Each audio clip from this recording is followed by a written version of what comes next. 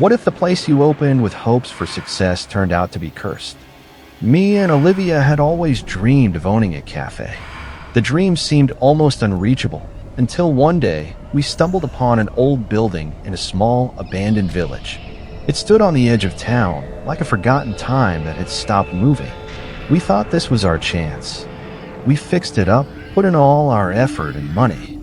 We opened the doors for the first customers. But from the very first day, something was wrong. At first, it was something imperceptible. The silence outside, where there should have been people.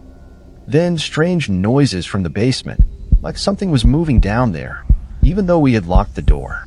In the evening, when I was walking down the hall, I felt a chill run down my spine. It wasn't the wind, it wasn't a draft. It was something else. Olivia started saying that the walls seemed to whisper.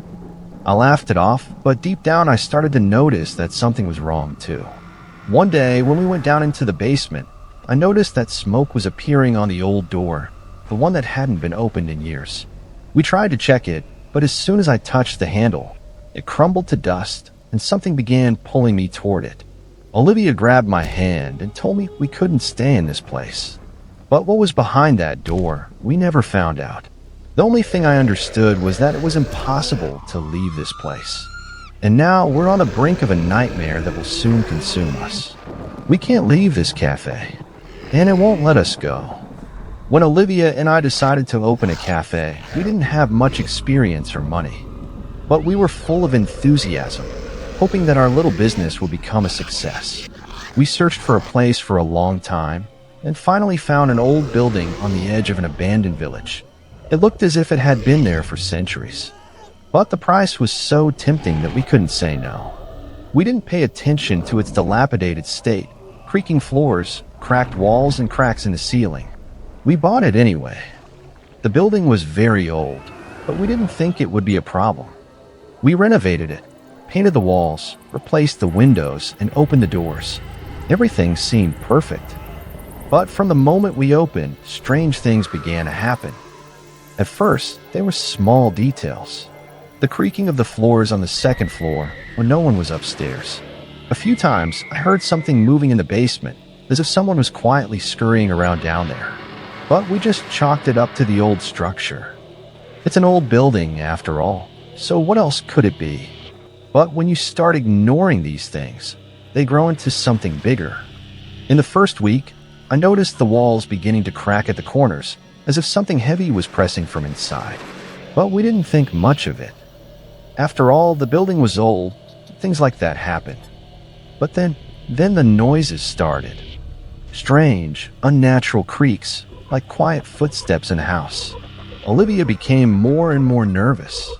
Sometimes, in the middle of the night, I would wake up to find her sitting in a chair, staring into the dark corners of the room. She kept saying that she heard strange sounds, whispers, rustling. But I couldn't believe it. It was just an old building, pipes, windows, could be anything. A few times I told her that it was just our imagination. But everything changed the day we were working late at the cafe. We were almost alone, the cafe was empty, and only the dishwasher in the kitchen hummed as usual. I decided to go upstairs to check the old part of the building where we planned to make a guest room. When I got there, everything seemed normal. But then I noticed that the door to one of the old rooms was open. I was sure I had closed it. I walked over. The air was thick with a musty smell. I pushed the door open and froze. Inside was dark, with only a weak lamp casting a dim light on the dusty old items. But what caught my attention were old suitcases in the corner, ones we hadn't left there. I was about to move closer when I heard a strange sound outside. It was a creak, like something very quietly was moving across the floor. I instantly turned around, but there was no one there. I shook off the feeling and went back to work. When I came downstairs, Olivia was sitting by the window, staring out into the dark. "Did you hear that upstairs?" she asked in a tense voice. "There's something moving." "It's just the old building," I replied, though deep down, I felt uneasy too. That night, we couldn't shake the feeling of something being wrong. We closed the cafe later than usual, and when we turned off the lights, I noticed something strange. As I walked down the hallway, Suddenly, the floor underneath me creaked as if something heavy had moved beneath it. I froze. Olivia was behind me. She felt it too. We both rushed back to the office, but the tension didn't leave. The next day, I went upstairs again to check the room. Everything seemed fine, but then on the door we had closed the day before, there were deep scratches, as if someone had tried to break through. I touched the door. It was freezing cold, like ice. From that moment on, it became clearer. What we had ignored, what we had left behind, wasn't just waiting for us. It was following us. And the more we tried to avoid it, the more real it became. That night, when I was walking down the hallway again at the end of the day, I felt something dark rush past me. I looked around. Nothing. But then I heard a faint sound, someone moving up the stairs. It couldn't have been Olivia. She was downstairs. I ran upstairs, but at the top of the stairs, there was no one. Creak. The floorboards, footsteps, as if someone was following you. We tried to ignore it, but that night, everything became too real to deny. The next morning, Olivia was even more unsettled.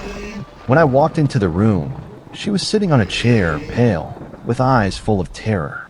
I saw it, she whispered in a trembling voice. It was hiding behind the curtains. I thought it was you, but when I looked, it wasn't. And then it appeared again on the stairs. Exactly the same as last time. But it can't be real. I looked at her, and in that moment, I understood we were trapped. We were part of this place now, and it didn't want to let us go.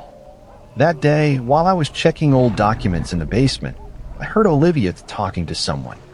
I went upstairs and found her in the kitchen, standing by the window, speaking in a low, whispering voice. I approached her. "Olivia, who are you talking to?" I asked, trying to keep my composure. She slowly turned to me, and with a dead smile, she whispered, "Tell him you never believed." I felt the hairs on the back of my neck stand up. This wasn't my wife anymore. I tried to reach out for her hand to pull her out of this trance, but she quickly pushed me away and muttered, "Don't interfere. It's already decided." From that moment on, things only grew darker. She stopped acknowledging my words. Olivia spent whole days in the café, talking to people no one else could see. Sometimes she would laugh softly. Sometimes her eyes would fill with a kind of inhuman terror. But the worst thing happened when I came home one day and saw her standing in the corner of the room, carefully watching something. "Olivia, what are you doing?" I asked, trying to keep my voice steady. She slowly turned to me and with a cold, dead smile whispered, "I can hear it. It's here, and I won't stop it." I realized then that I had lost her.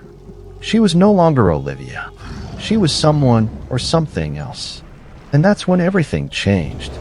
The next morning, I couldn't find her anywhere. She had disappeared, just like everything else we once called home. Maybe if I had believed her fears, maybe if I hadn't laughed it off and ignored it, things would have been different. But I lost her. And now I'm here alone, trapped in this hell we created for ourselves.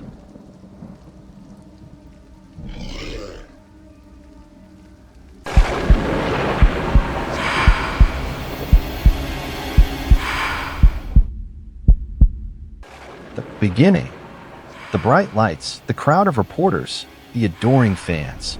Her name was Ariana, a singer, actress, and style icon. Every step she took became news. Every word she spoke spread across social media. And then she vanished. One morning, her manager couldn't reach her. The door to her luxurious penthouse in Los Angeles was locked from the inside. Her phone was silent. Hours later, her disappearance was reported to the police. But the strange thing was that no one saw her leave. Surveillance. Cameras recorded Ariana entering her apartment late at night after a gala event, and that was it. She never came out again. Part 1, Traces Leading Nowhere. Journalists went crazy.